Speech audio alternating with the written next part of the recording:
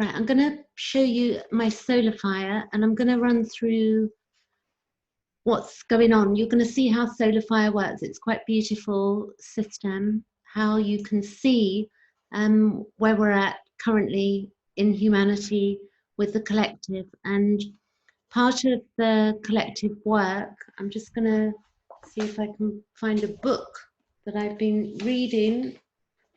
Let's see, which is really worth taking into account as well. You've got the Archetypes and the Collective Unconscious by Carl Jung. And I have a friend called Skip who has a channel where he reads the work of Carl Jung. I'm going to put the link below this video so you can check him out. This work was really written for now. Carl Jung was born in 1875, and he is basically, you know, he wrote so many volumes of work that it would take years to get through, but a fantastic man and worth checking out if you've not heard his name before, because not everybody has. So what I want to show you is, with this wheel, I have the ability to emanate it, which means move it. So this is the 30th of April 2020, which is where we're at right now. And it's the 30th of April in the UK. I'm up late or early, whatever we want, whichever way you look at it. So if I show you, currently we've got the ascendant, which is Capricorn, and the ascendant changes every couple of hours, and you'll see that clearly if I just show you now and I go an hour ahead. So if I say now it's after midnight in the UK, and then I go, let's an hour ahead, and the ascendant becomes Aquarius. You can see 2 degrees, and I'm going to go another hour ahead, and it's still in Aquarius, and then I go another hour ahead, and it becomes Aries. So when you have a rising sign, the rising sign is based on your time of birth. So it's really important. This is why the time of birth is really important, because without your time of birth, we don't just need the date, we need the time, because without the exact time, we're not going to know your rising sign. So an example would be, my rising sign is Scorpio, and my sun sign is Gemini, and my moon, which also is a quick moving through the chart, is Gemini also. So let me show you. At the moment, I'm going to go back 2 hours. 1, 2, 3, 4. Right, okay. So this is where we're at right now. And what's going on? We've got the Sun conjunct Mercury. So I'm going to show you. This is more of a lesson of showing you rather than explaining what the planets mean. I can do that briefly, but we've got the Sun, which we can see on the chart here, which is 10 degrees of Aquarius, sorry, 10 degrees of Taurus. And we've also got Mercury, which is at 4 degrees. So there's a distance between them of 6 degrees. So that is a conjunction. And we've also got the Sun square Saturn. So you can also see that we've got the conjunction with Uranus. So we've got the Sun, Uranus, and Mercury all conjunct. And that's a very powerful combination. The Sun is our will, and also that Uranus is to do with our breaking free of limitations, for better or for worse, and Mercury is to do with the way we communicate and the way our communication is.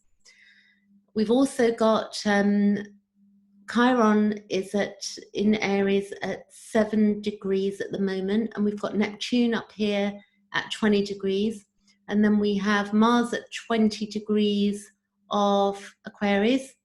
And we've got Saturn is also in Aquarius, but that's going to go retrograde. You can see, and I'll explain how that works by pushing this chart forward. And then we've got Saturn conjunct Jupiter, and they're both 24 and 26 degrees of Capricorn. The moon currently is 29 degrees of Cancer, and it's going to move in 1 degree's time. It moves, takes 2.5 days to move through a sign, and within a short space of time, this is going to move into the sign of Leo. So let me show you what else. We've got the Sun square Saturn. So the Sun is here, and there's a square to Saturn here. Okay? Then we've got the Sun conjunct Uranus, which I told you down here. Then we've got the Moon is square to Mercury. So we've got to remember the Moon moves quickly. So the Moon is square to Mercury. So that's to do with our emotions and our roots and the archetype of mother. And it's our water, it's our emotions, and it's square to Mercury. So there's some uncomfortableness, you know, the tension between our emotions and our thinking at the moment. The Moon is opposition with Jupiter, so that's an opposition. Then we've got the Moon opposition Saturn as well. They're up there. You can see those red lines, they're oppositions. We've got the Moon square Uranus, so the Moon is also squaring Uranus here, and that's some more tension. Then we've got the Moon trine to Neptune. The Moon is trine to Neptune, but we've got to remember the Moon is moving quickly. We've got the Moon opposition Pluto there. We've got Mercury square Saturn. So Mercury here is square to Saturn here. We've got Mercury conjunct Uranus, which I explained a while ago. We've got Venus trining Mars. So Venus, which is our needs, is, where are we? Venus is here, and it's in a trine to Mars. So Mars is our direction, and Venus is to do with our needs, and it's in Gemini. Venus is in Gemini, and also Mars is in Aquarius. So all of this means something. It's really deep. Like I help people with their charts.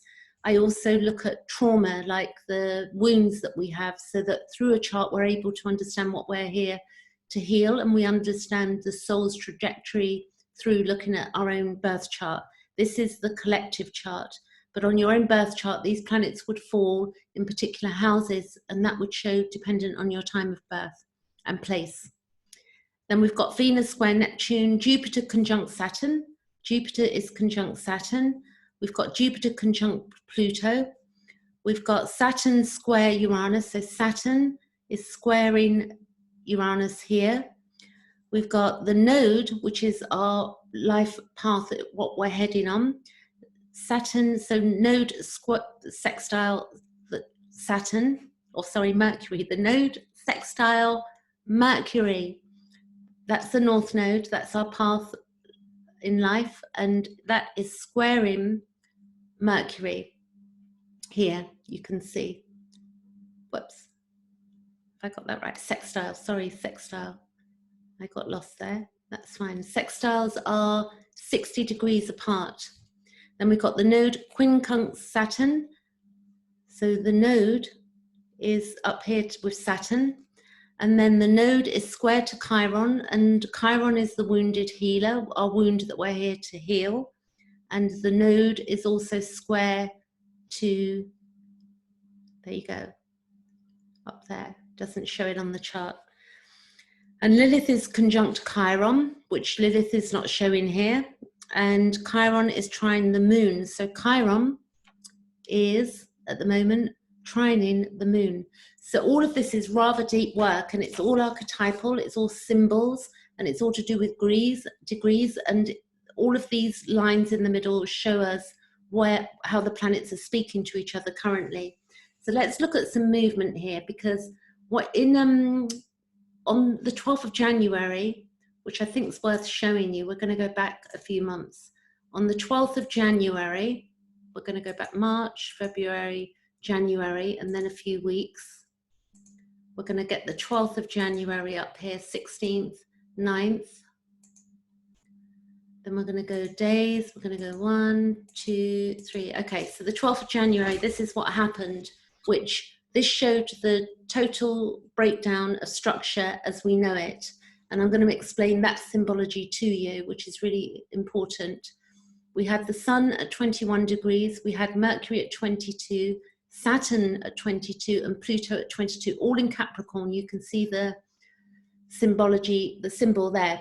This is Capricorn, and Capricorn is ruled by Saturn, and Saturn is to do with our structure, it's to do with our bones, it's to do with our teeth, it's to do with, you know, the table in front of us, where we're sitting, the chair we're sitting on, and it's to do with time. and it's to do with patriarchy and rules and regulations. We've got Pluto, which is the soul journey in evolutionary astrology, and Pluto is to do with birth, death, and transmutation, transformation, transmutation. So with Pluto conjunct Saturn, we can see that we're having the birth and death and rebirth of a situation to do with our structure. Mercury is to do with the way we communicate with each other, and the sun is our will. It's like who we are in humanity.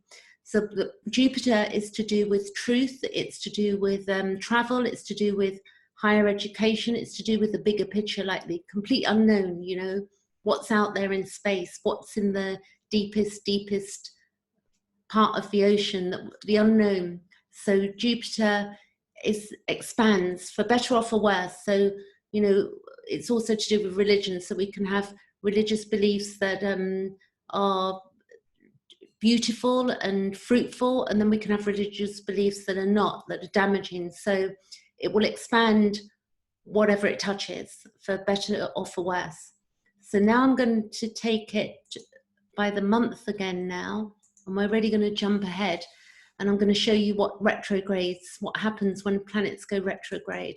So we've got February, March, and we're the 12th of April, and we're going to go to the 12th of May. So at this point, on the 12th of May, Pluto's already gone retrograde, and when a planet goes retrograde, we start doing the inner work, and it's to do with our inner being, like how we're dealing with things inwardly. We go inward and we rewind and we release, and we, you know, things get revealed to us as we do that. It's like we've got no choice but to go inwards at this time. Then we have also that Saturn will station on the 12th of May. We can see that there. And then if we go a month ahead again, we can see that we've got Jupiter's joined in, also retrograde. We've also got, at that point, in the middle of May, Venus would have gone retrograde as well, which is going to happen, and that's going to happen in Gemini, and it's going to go, it's gone retrograde at 21 degrees, and it's going to go all the way back to 5 degrees. And also the node, which is the North Node and the South Node, you can see here, they basically are shifting as well, and that will then be in Gemini also. It will be 29-36 degrees of Gemini, and also the South Node will have gone into Sagittarius. But something I'd like to explain there, the chart of 9/11, what happened there was that Pluto was in opposition with Saturn. And at that time, we can recall that the nodes would have moved 19 years ago, would have been when 9/11 happened. And what happened was that those nodes were in the same place, because the North and the South Node, they take 18 years to move around the chart, 18 and a half years. So we've got not the same symbols, but similar sort of thing that was going on. And Gemini means that it's to do with local communication, siblings, you know, local travel and things that are happening locally, short trips and short journeys. And at the time that happened, when it did, the South Node was moving into Sagittarius, and that would have restricted, you know, religious interactions, or changes rather in the way we think about religion at that time. And it would have, you know, people would have begun to question their beliefs. And also the other thing that happened at that time, it restricted travel. So Sagittarius is travel over oceans. It's like, you know, other cultures, and we're being restricted right now. So that's a similar symbolism. I could go deeper, but I'm, you know, maybe I don't want to jump all over the place. So then if we go to June, I want you to see what happens with these planets up here. We've got Pluto, we've got Jupiter, and we've got Saturn. So watch this.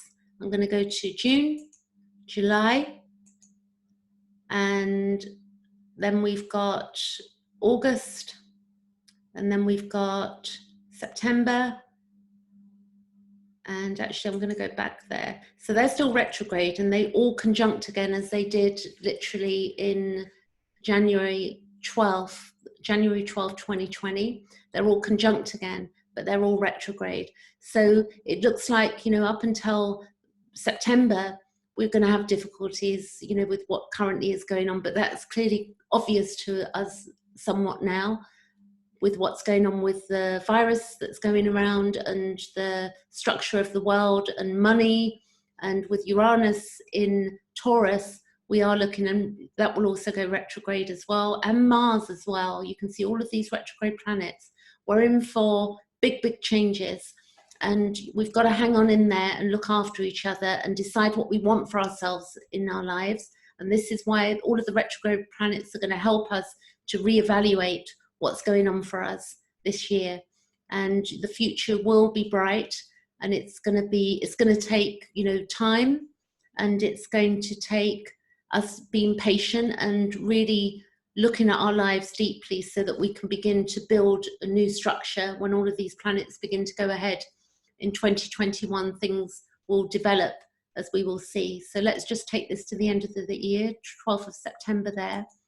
And we're going to go October, November, December. They begin to move off each other, but we still have, then we're going to have Jupiter's going to meet Saturn as well. So this is not great in explanation, but hopefully this is useful to somebody out there who's interested in astrology or solar fire. Okay, that's it. I'm going to leave it there. Thank you for watching, and I shall come back with another video probably tomorrow. Thanks. Catch you later.